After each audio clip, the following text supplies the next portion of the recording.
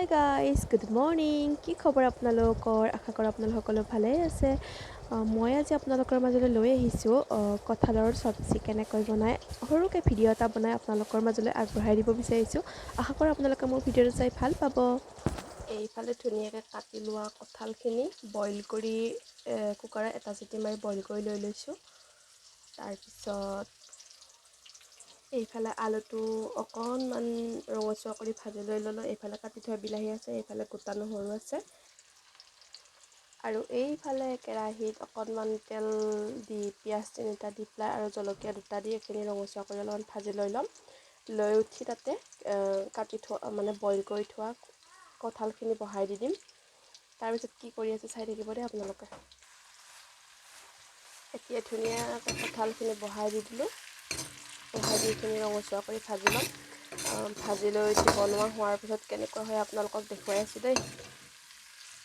আপোনালোকে চাই থাকিব আৰু মাজতে কি কি দিওঁ আপোনালোকক দেখুৱাই আছোঁ বাৰু। আপোনালোকে যদি বনাই খায় তেতিয়াহ'লে আপোনালোকে এনেকুৱাকৈ বনাই খাব পাৰিব। ভাল লাগে কঁঠালৰ চব্জি খাই।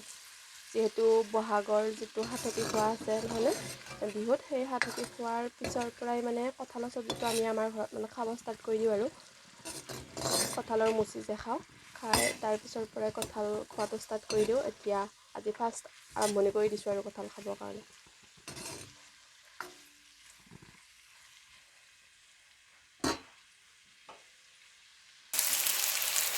এতিয়া তাতে ভাজি থৈ দিয়া আলুখিনি এড কৰি দি দিলোঁ। এতিয়া এইখিনি যিখিনি লগাই পেলাই অকণমান ভাজি দিম। দুয়োটা ধুনীয়াকৈ ৰঙচুৱা হোৱাকৈ ভাজি থাকিম।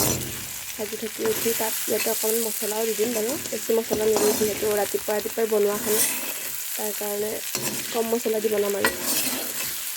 মছলা নিদিলেও হয়, কিন্তু মই দি দিম আৰু অকণমান বেছি টেষ্ট কৰিবৰ কাৰণে।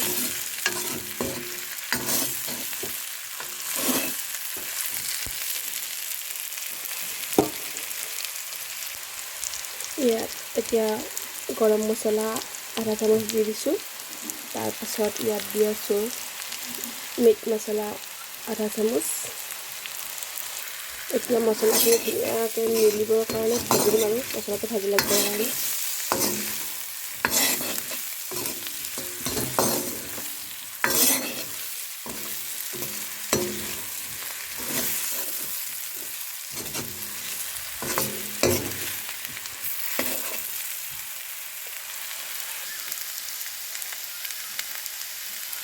চাওক না কি ধুনীয়া কালাৰ উঠিছে। মাংস যদি মই নকওঁ, এইটো কঁঠালৰ চব্জি বুলি যদি এদিনীয়া মানুহে চাই বা দেখে তেতিয়াহ'লে ক'ব এইটো চিকেন বনাই আছে বুলি। কিন্তু আচল বস্তুটো কি মইহে জানো আৰু দেই।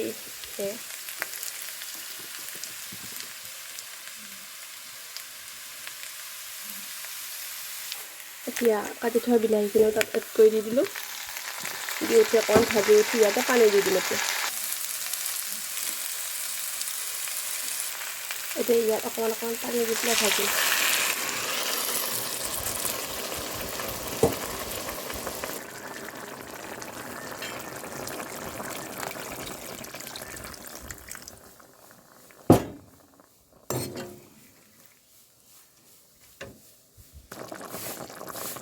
কি ধুনীয়াকৈ উতলি আছে চাওকচোন।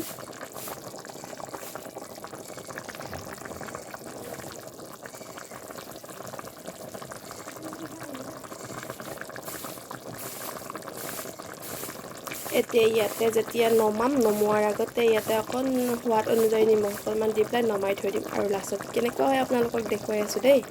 আৰু এতিয়া ইয়াত এইখিনি নিমখ এড কৰি দি দিছোঁ।